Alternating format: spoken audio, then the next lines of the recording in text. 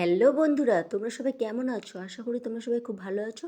আমিও ভালো আছি। আমি পূজা আবার একটা ব্লগ নিয়ে চলে এসেছি। ব্লগটা স্কিপ না করো, পুরো ব্লগটা দেখো। আশা করি খুব ভালো লাগবে। এটা ছিল কালকের বিকেলবেলার ভিডিও। আমি আমার বাড়ির দিকে বিকেলবেলা রেডি হয়ে বেরিয়েছি, তাই একটা ছোট্ট ভিডিও ক্লিপ নিয়েছি, এখান থেকে শুরু করলাম।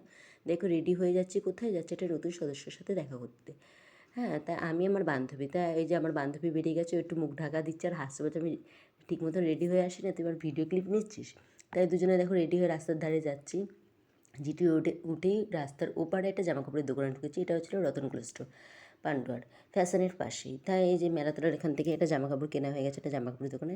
এবার তোমরা আই থিঙ্ক বুঝেই গেছো যে জামাকাপড় কিনেছি নিঘাত কোনো পুচকু বা পুচকির সাথে দেখা করতে যাচ্ছি। ঠিক সত্যি, আমরা একটা যাচ্ছি একটা পুচকির সাথে দেখা করতে, মানে একটা বান্ধবীর মেয়ে হয়েছে, সেইকেই দেখতে যাচ্ছি।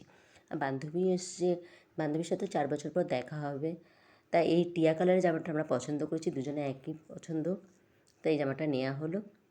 আর বান্ধবীর আগে একটা ছেলে আছে, এবার এটা মেয়ে হয়েছে। আর বান্ধবীর সাথে অনেক দিন পর দেখা করছে, তাই দেখো জামা কাপড়ের টাকা দিয়ে জামাটা নিয়ে চলে এলাম। আর এটা আমাদের বোসপাড়া প্রাইমারি স্কুলে, আমি এই স্কুলে পড়াশোনা করেছি। আর দেখো আমার বান্ধবী অঙ্কিতা আগে আগে এগিয়ে যাচ্ছে, তারপরে আমি। আর সামনে যে বাড়িটা দেখতে পাচ্ছ তুতে কালারে, আকাশি কালারে, ওই বাড়িটা ওর বাড়ি। তাই ওর বাড়ির দিকে চলে এলাম। সেই প্রথমে ওর সাথে দেখা করে নিলাম। আর ও কিছু খেতে দিয়েছিল, সেগুলো আর ভিডিও ক্লিপ নিতে পারিনি। ওই যে ওর বাচ্চাটা ওর নানির কোলে বসে আছে, ওর মা ওই যে এখানে, আর ওর বড়